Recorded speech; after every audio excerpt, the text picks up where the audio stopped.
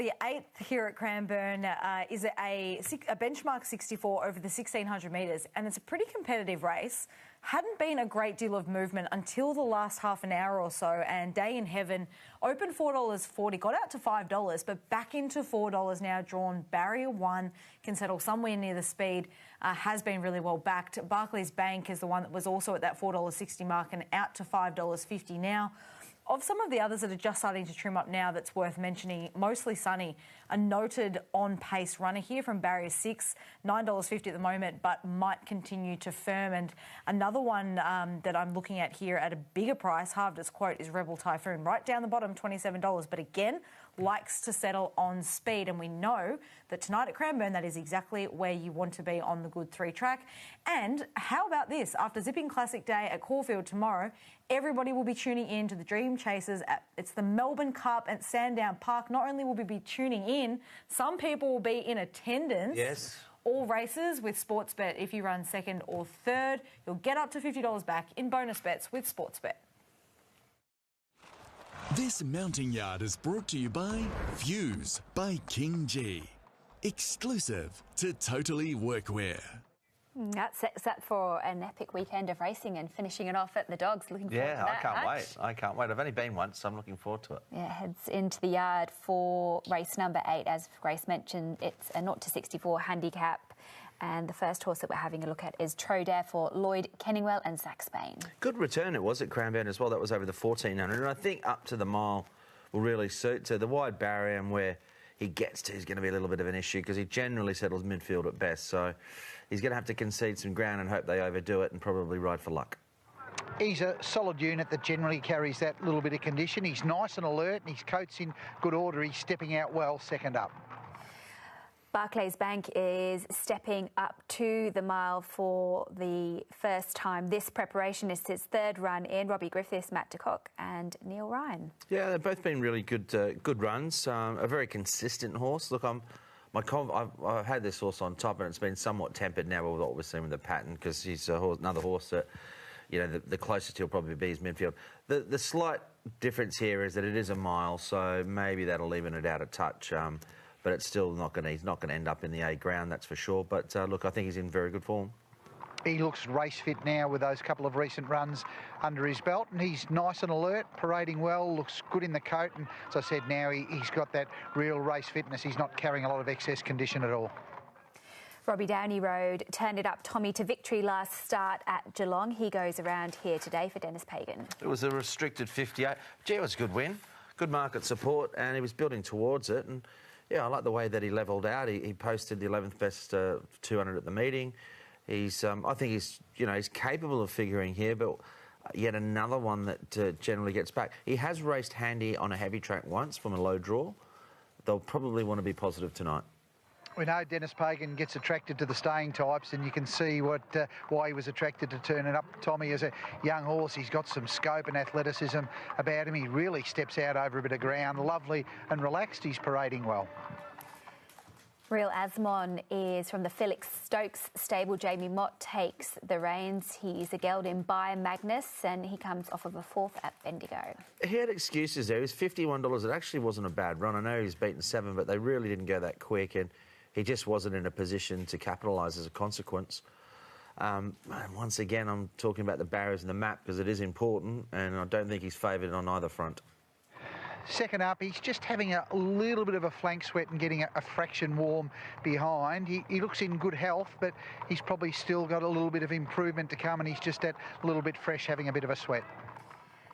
Day in Heaven is in his first campaign. In her first campaign this preparation. Matt Laurie trains, Bo Merton rides, drawn the inside gate. She looks good on screen, doesn't she? Look, there's been good support. She can race on speed. She's drawn gate 1, so immediately she's got a number of favours, and the market as a consequence has really started to be drawn to her. And yeah, she did have an excuse the other day when she's caught wide, so she's lightly raced, but this might be a nice option for her, and she could easily make it 2 from 4. She's nice and bright, and first racing preparation, she's maintaining good condition. She's not looking like she's showing any signs of training off. Her coat looks in good order, and she's strong and fit. Start and Last stays at the mile for the second time this preparation. Kieran Maher, Dave Eustace and Josh Richards. Consistent, but she hasn't won in a while. It's almost 500 days since she posted a win, but look, the pace probably played a little bit against her last start, but she's racing pretty well. Another one that generally sits at the closest she normally is sort of, you know, parked in that third pair, so she's going to need probably a little bit more of a positive ride tonight. Coat looks terrific considering how deep she is into the preparation. The stable are very good at extending the preparations of horses. She's been maintained extremely well between runs. Blackham is second up for the preparation. Danny O'Brien, Daniel Moore. Gee, I've been disappointed in her. She looked really quite exciting early on. I would have thought that she'd be stakes winner by now for sure. And gee, the way she's going at the moment, you'd be more than a bit concerned about where her rating's going to end up. So no, not for me at the moment. Even at $12, I mean, I think if on her recent form, it's hard to have her that short. She's a lovely looking mare, Hutch. She's got a bit of scope, athleticism about her, and she'll straighten the coat, parading well. Nasenko is a 4-year-old mare by Savabeel, comes off a third at Pakenham last time out over the mile. Simon Zara and Blake McDougall. It was a good run, actually. You know, she's got a bit held up. They didn't go that quick. That barrier, I'm just wondering if Blake can have her a little bit closer. This could be a very good potential bet at a nice price because her last effort was good. She wanted to lay in a bit. She didn't get a clear run at them. You'd imagine she'll get back, but can she settle closer? Well, if she can, then that $12 is going to look a lot better.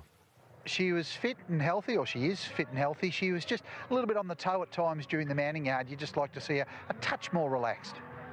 Kathleen Wilson saddles up a Reckless Moon for Craig Newitt. Comes off a last start victory at Geelong. And it was a restricted 58, but sat handy, had a good run in the race, and nothing wrong with the performance. And the pattern's played in her favour. She'll map well. She did have every chance. And, yeah, well, look, she's still a big price, so that's all built in at the moment. They're obviously not thinking that's the right form. Another one that ideally you probably would have liked to see a little bit more relaxed in the yard. That may well be her natural demeanour, but she was keen to get on with it, parading. Patrick Kabosh and Mickey D combining with Mostly Sunny. Here's one that can go forward. Has there been any market support? Yeah, a little bit at longer odds. And I thought her last run at the Valley wasn't too bad behind Missy Longport. And she's probably got a few favours now and should be near a peak at fourth run of the prep. Looks race fit now, parading well, no knock from the yard. And the last horse that we have a look at is Rebel Typhoon for Ray Bazanko and Carleen Heffel. Yeah, and I thought the overall form, and an on-pace runner, but I don't think the right sort of form, irrespective of that here, and has won 1 from 37, but Patton on side. What do you like? Deep into the preparation and no real improvement to come, but no negatives from the yard either. What do you like in this race, Hutch? I went with Barclays Bank, but I'm not that keen now with that Ultra there, just with the pattern. I think actually a lot of mine are going to struggle. The one that I would have something on, Nasenko at $11. I thought just from that barrier, hopefully can settle a little closer and may well run a bit of a race. TB's with the 3, Turn It Up Tommy from Day in Heaven, Blackham and Trodare is his top 4 selections. A little bit on the fence here. Warren, what did you like? 3 horses from the yard particularly caught my eye, Lizzie. That's 2 Barclays Bank, 5 Day in Heaven and 6 Start and Lass, who's been maintained really well between runs. They were the 3 that in particular stood out to me, settled on number 5, Day in Heaven, as the pick of those 3.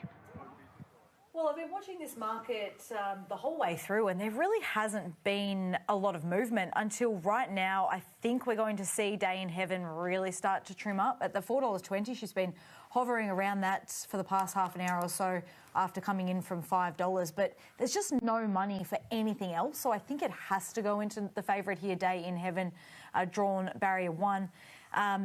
Mostly Sunny, solid enough around that $10. It's not a race that punters have a lot of confidence in at all. In fact, the one that probably trims up a touch is a horse by the name of Regal, Azmon, horse number 4 here. And, you know, he's not necessarily a horse that's going to go forward. So an interesting betting race. At the moment, it's $4.20 the field. You said the punters aren't overly confident, Grace, but was this the race that you said a horse will, in quotation marks, just win? I'm not sure, JT. I actually can't recall saying No, I that. can recall that. I'm pretty sure that if we went Can back we through just the tapes... play the tape, please? Yeah. But no, take it Day in Heaven, all jokes aside, Day in Heaven, you thought found the right race and you're getting a, backable price? So we spoke about my multi tonight, and I was pretty confident that I was, really on to a good one there, but the first leg failed. So let's hope Day in Heaven at least gets the second leg up. Reed Balfour hoping that Barclays Bank can be in the winner's stall here, representing Robbie Griffiths and Matt de Kock, and he's trackside with Warren. Well, Reed, Barclays Bank hitting this race third up. How's he been progressing to your eye this prep? Yeah, very happy with him, Warren. His first 2 runs back have been fantastic. A little bit unlucky, both of them, but hopefully tonight, stepping up to a mile, he's got to run the trip. But hopefully he can knock over get the win tonight. Yeah. We've been seeing the track no disadvantage to be somewhere near the speed at the 1,600 metres. What was the chat pre-race? From 8, it'll sort of be determined on the speed, but probably riding more conservative and try and pick our way through the field, I think, is the plan. How's Dream Hour progressing towards the Sandown Guineas at Caulfield tomorrow? Yeah, really happy with him. Disappointing barrier draw, but that's out of our control. He'll get the firm ground, which he enjoys, so hopefully he can run well anyway. Best of luck here and tomorrow heading to Caulfield. Great, thanks, Warren.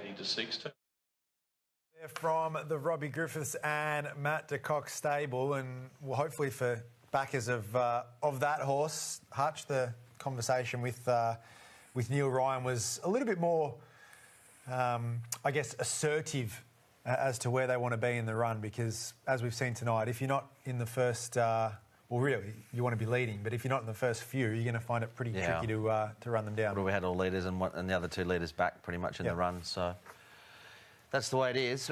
We are up over a mile. I mean, some of those patterns can be more pronounced over the shorter distances, but that said the opening when a Halloween led up throughout, but was probably the right horse anyway, did start favourite. Almost set here for race number 8. Here's Terry Bailey. So Day in Heaven from the pole. I think if it drew wider out, it'd probably be a bigger price, but that inside gate will be worth a fair bit to it. Turn It Up Tommy was terrific winning the other day. They're going to have to ride him cold again.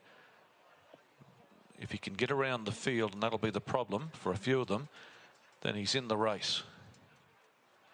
So Rebel Typhoon to move in, and I think it's mostly sunny out of the gate.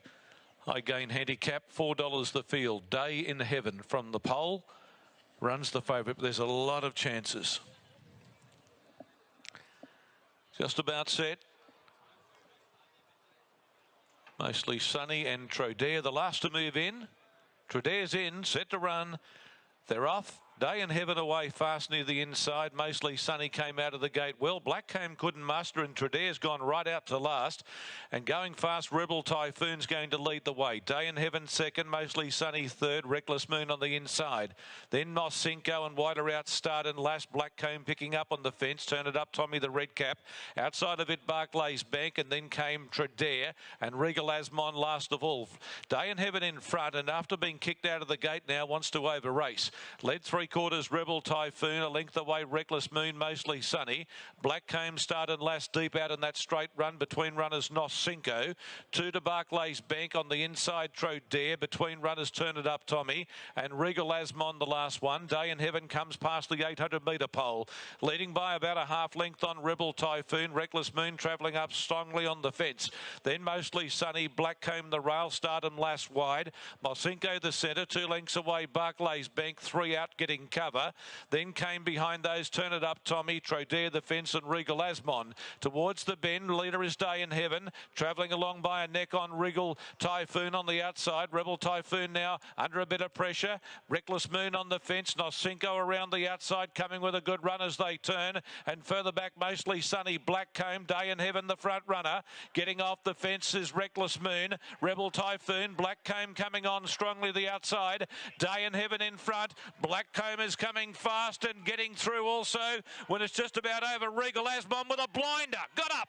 Regal Azmon, beautiful ride, pinch gaps left, right and centre. Beat Day in Heaven, Blackcomb and Turn It Up Tommy. Rebel Typhoon, then Nos Cinco started last, Mostly Sunny, Tradaire, Barclays Bank and Reckless Moon last in. Regal Azmon has burst through a really good ride from Jamie Mott, pinching gaps towards the inside there, and claims Day in Heaven in the shadows of the post just when it looked as though that filly had pinched a winning break.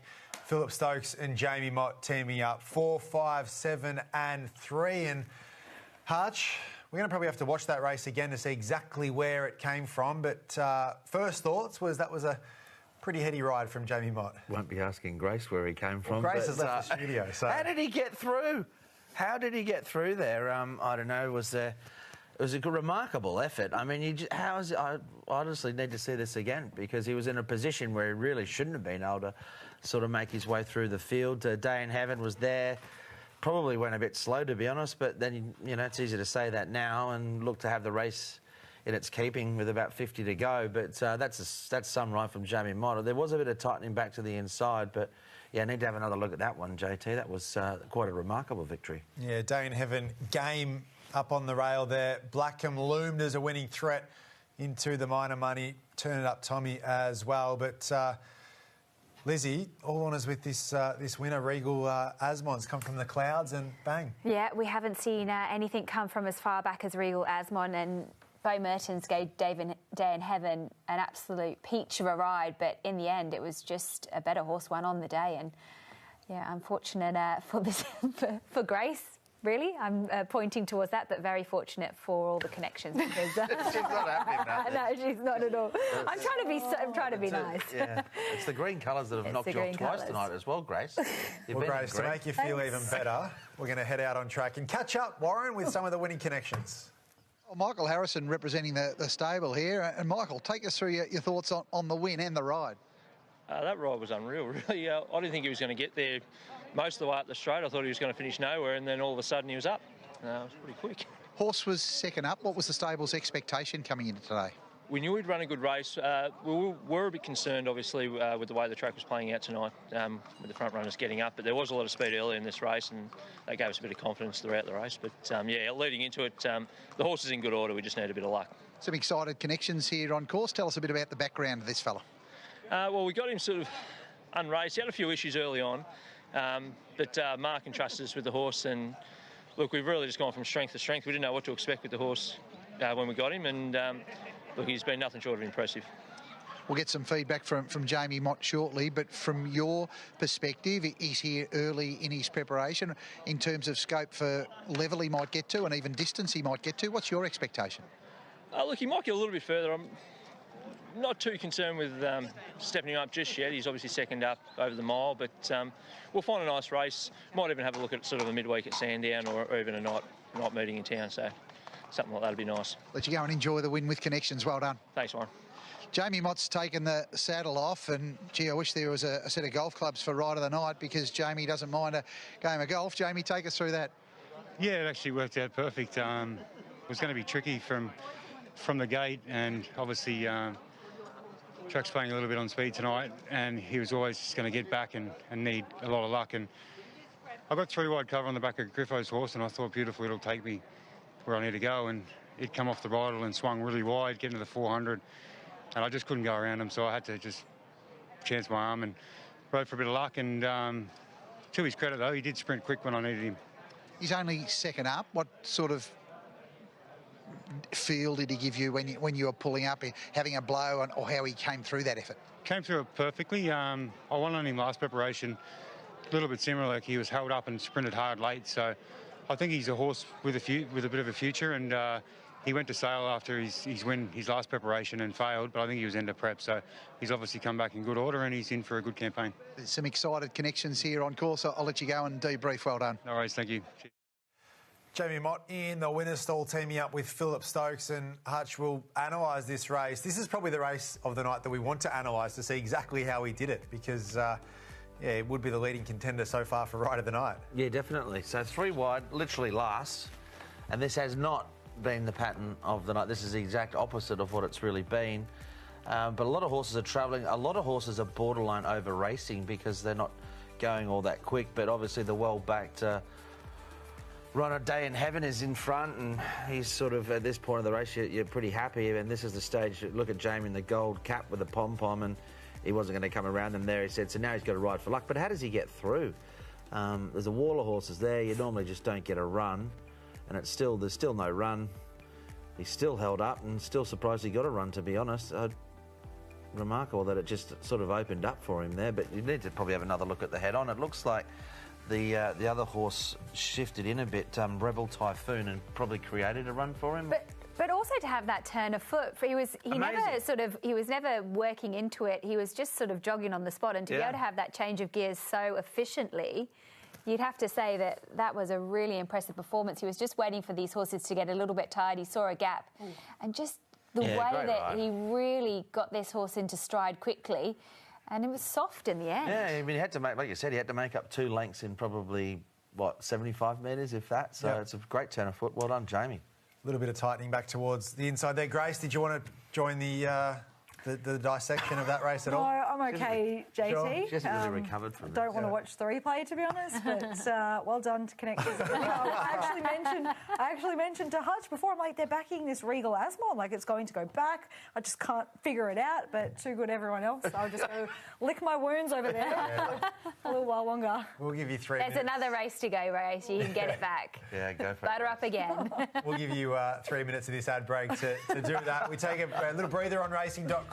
On the other side, before we get to the last, we'll turn our attention to a couple of the features from Caulfield tomorrow.